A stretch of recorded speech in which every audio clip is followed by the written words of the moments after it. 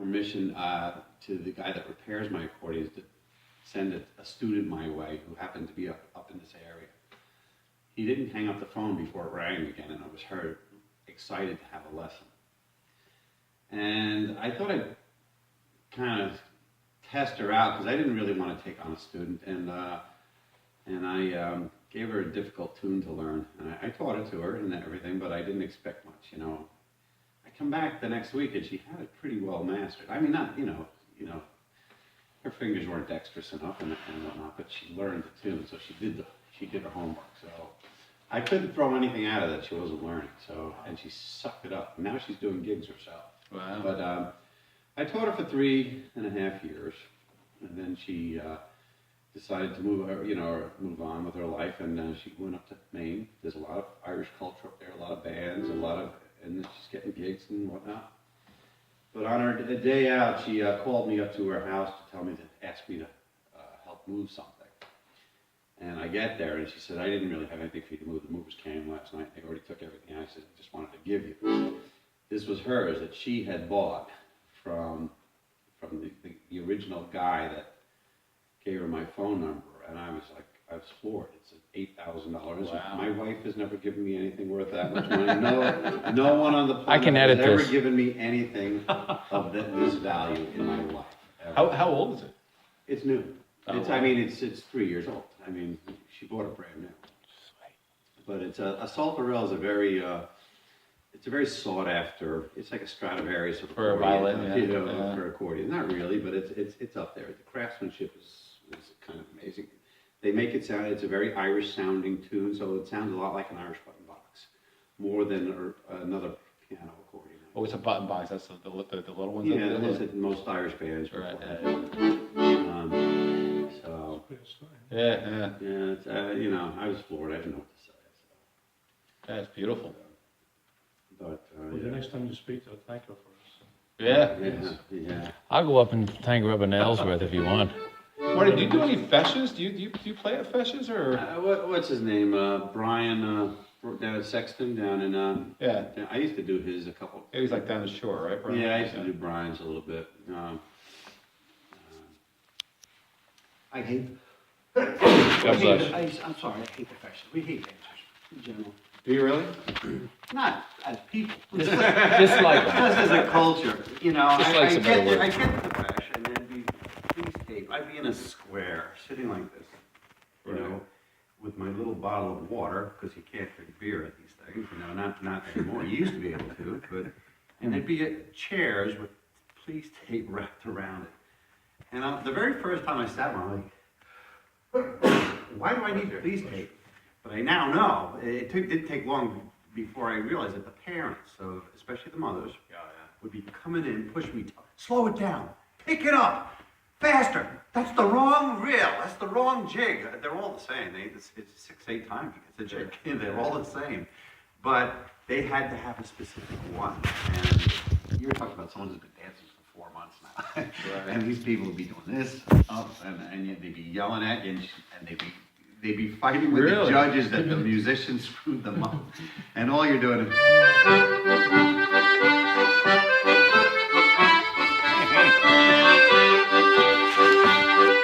That's a jig, right?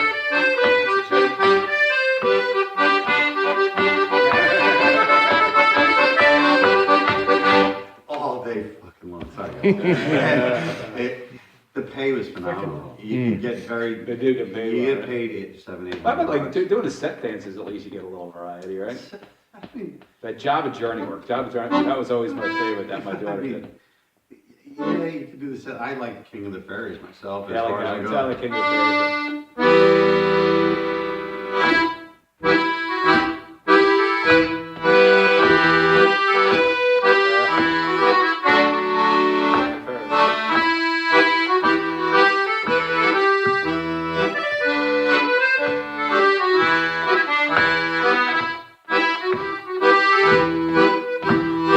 No, I can't dance.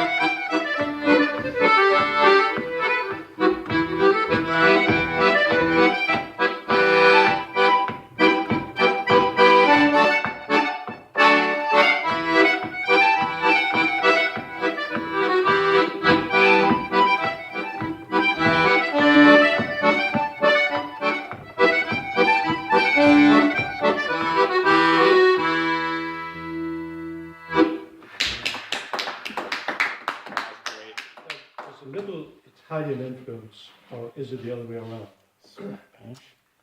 On Did they my ever get playing us? or on No, it sounds. The accordion in general, where does Yeah. it? it's French. It's a French. It's a French make. instrument? Yeah. Hmm. Well, no, accordions. Here's the history of accordions. Very simple. Can you guess why they were made? It's almost a logical. So you can carry them around. That was part of it, but what happened was they used to put pianos on ships, Right. and a piano's a nightmare of an instrument to keep in Tune. tune. Hmm. And the action of waves on ships, which were much smaller back then, not like cruise ships today, but they would go out of tune every freaking 5 minutes. So Right. they couldn't keep them in tune. So they created a reed instrument that mimicked the piano for a ship for going back and forth across oceans. That's what it was originally made Okay. for. Yeah. In France or just Europe? And most in people general? were hoping that those ships would sink, but they didn't, and they persevered. And accordion, I don't know. It sounds French enough. I don't know. I don't know where It's a it cool came instrument. It's really cool. from. So it's very complicated. If I opened it up for you, you can't believe how much detail goes into. I just like watching you put, I mean, I still can't figure out how the hell it even works. It's amazing. I mean, I see you pushing all these buttons and these keys. I don't know how the hell it works. Actually, this one's closed in. My other one is wide open. On this side, you can start to see that there's thousands and thousands of pieces in it. So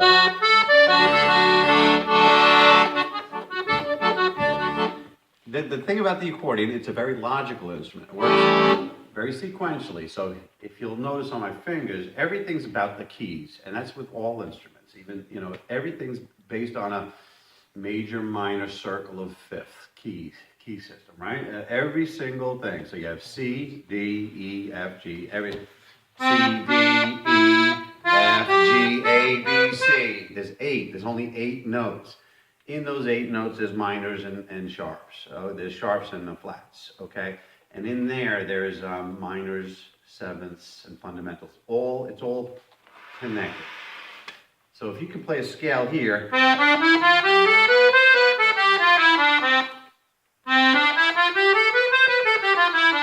you can play a scale in the next key. But now you'll see I'm using black keys. Here I'm only using the white keys. And then if you go up, every key has its own combination of black and white keys.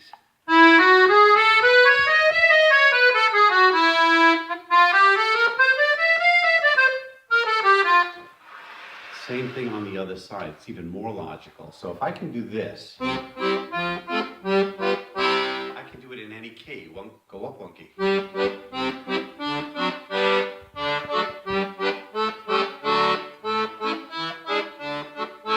It's always the same, and you can do Pretty this. simple, isn't it? The scales. I'm ready to do it right now. The scales are the same. The scales Follow are. along, fellas. The scales are exactly the same. So if you do.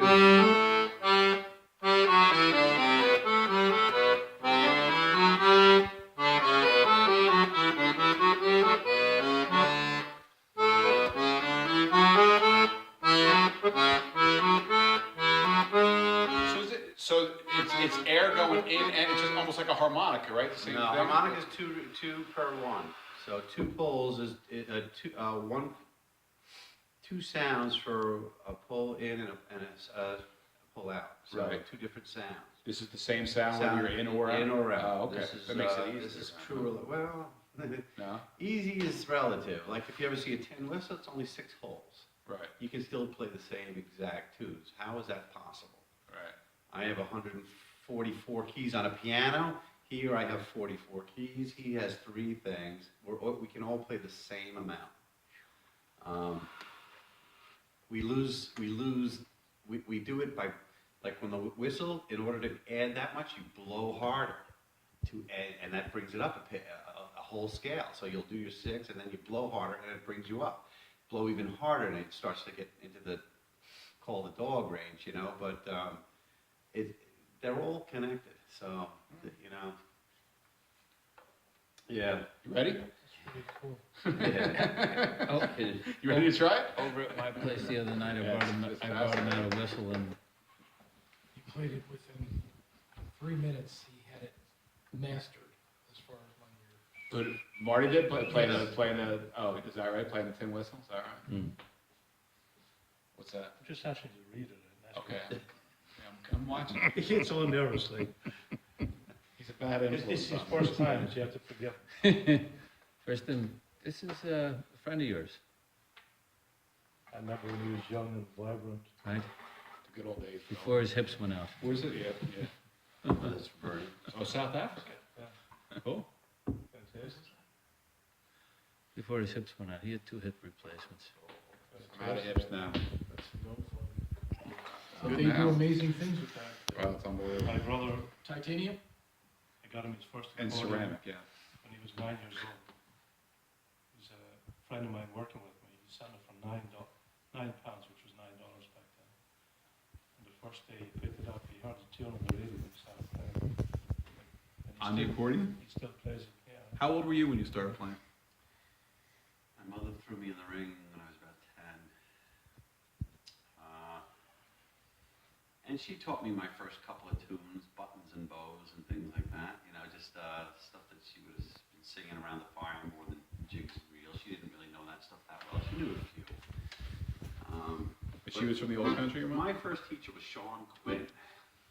And you'd know Sean because he's a violin player for the Druids. He's from the Quinn family out in Mineola. Okay. I don't know if you know them, but they were pretty prominent back.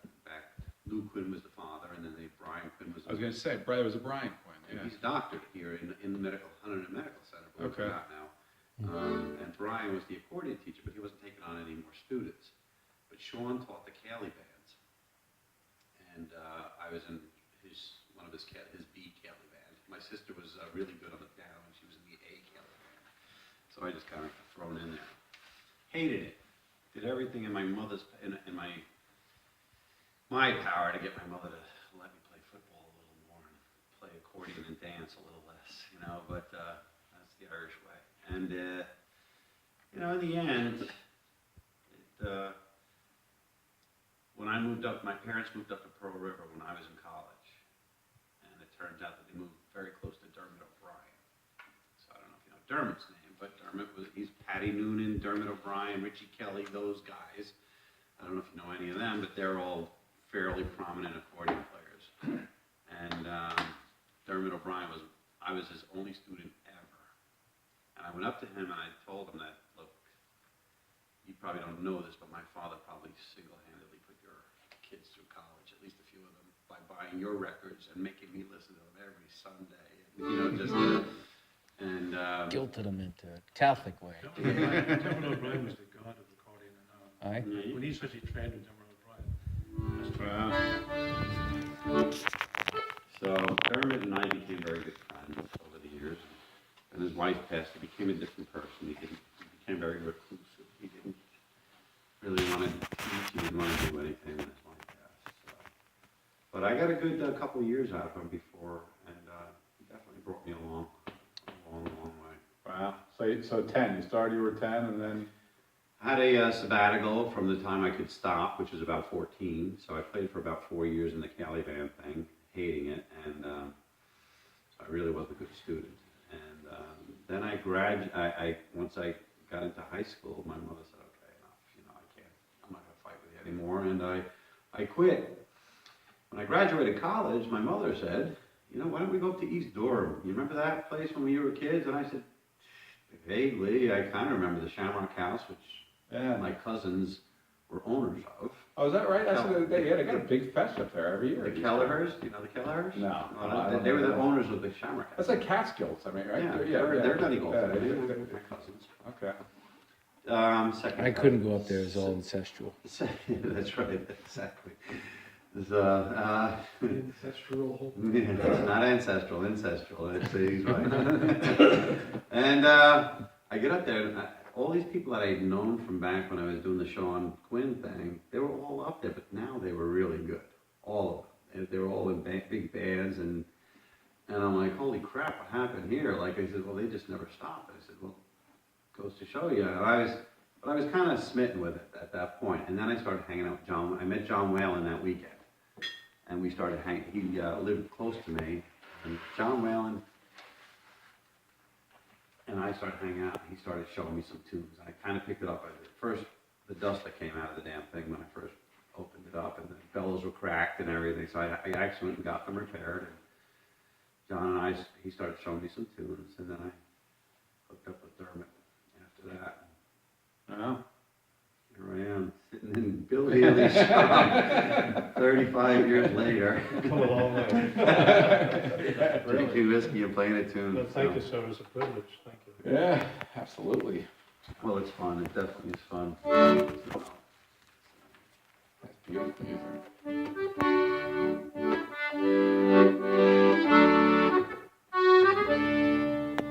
John Whalen wrote this called My Pal and Gary Lady, and it was a waltz that he wrote for his mother.